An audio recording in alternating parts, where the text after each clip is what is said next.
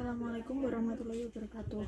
Nama saya Nur Alisa dari kelas 11 IPS 2 nomor absen 25. Saya akan mempresentasikan tentang pentingnya mengimani kitab-kitab Allah Subhanahu wa taala. Al-Qur'an diturunkan Allah Subhanahu wa taala untuk menjadi petunjuk bagi orang-orang yang bertakwa. Untuk mengetahui petunjuk Allah Subhanahu wa taala dalam Al-Qur'an, hendaknya seorang muslim giat membaca Al-Qur'an dan menadaburinya. Seperti pada surat Al-Baqarah ayat 136 yang berarti, katakanlah kami beriman kepada Allah dan kepada apa yang diturunkan kepada kami dan kepada apa yang diturunkan kepada Ibrahim, Ismail, Ishak, Yakub dan anak cucunya, dan kepada apa yang diberikan kepada Nabi Musa dan Isa, serta kepada apa yang diberikan kepada nabi-nabi dari Tuhan mereka. Kami tidak membeda-bedakan seorang pun di antara mereka, dan kami berserah diri kepadanya. Quran Surat Al-Baqarah ayat 136. Pentingnya mengimani kitab-kitab Allah Subhanahu wa taala.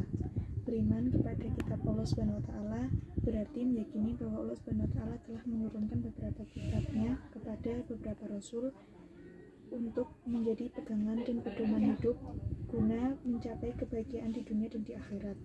Beriman kepada kitab-kitab Allah Subhanahu wa taala berarti mempercayai dan meyakini dengan sepenuh hati bahwa Allah Subhanahu wa taala telah menurunkan kitab-kitabnya kepada rasul yang berisi wahyu untuk disampaikan dan diajarkan kepada umat manusia.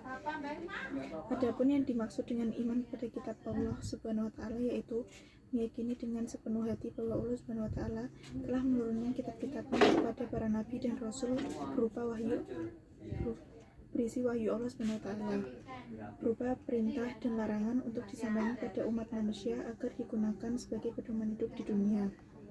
Seperti pada firman Allah pada surat An-Nisa ayat 136 yang berarti, wahai orang-orang yang beriman, tetaplah beriman kepada Allah Subhanahu wa taala dan Rasulnya Muhammad dan kepada kitab Al-Quran yang diturunkan kepada Rasulnya serta kitab yang diturunkan sebelumnya. Barang siapa ingkar kepada Allah, malaikat-malaikatnya, kitab-kitabnya, rasul-rasulnya dan hari kemudian, maka sungguh orang itu telah tersesat sangat jauh. Quran Surat An-Nisa ayat 136. Kitab dan suhuf. Allah Subhanahu wa taala telah menurunkan kitab dan suhuf kepada nabi dan rasulnya. Kitab yang dimaksud adalah kitab yang berisi peraturan, ketentuan, perintah, dan larangan yang dijadikan pedoman bagi umat manusia. Selain kitab, Allah Subhanahu wa taala juga menurunkan wahyu yang berupa suhuf, yaitu wahyu Allah Subhanahu wa taala yang berupa lembaran-lembaran terpisah. Dalam Al-Qur'an terdapat suhuf yang diturunkan pada Nabi Musa alaihi salam dan Nabi Ibrahim alaihi salam. Seperti baca firman Allah pada surat Al-A'la ayat 18 dan 19 yang berbunyi, inna hadalafi suhufil ula suhufil Ibrahim wa Musa, yang artinya sesungguhnya ini terdapat dalam kitab-kitab yang dahulu, yaitu kitab-kitab Ibrahim dan Musa.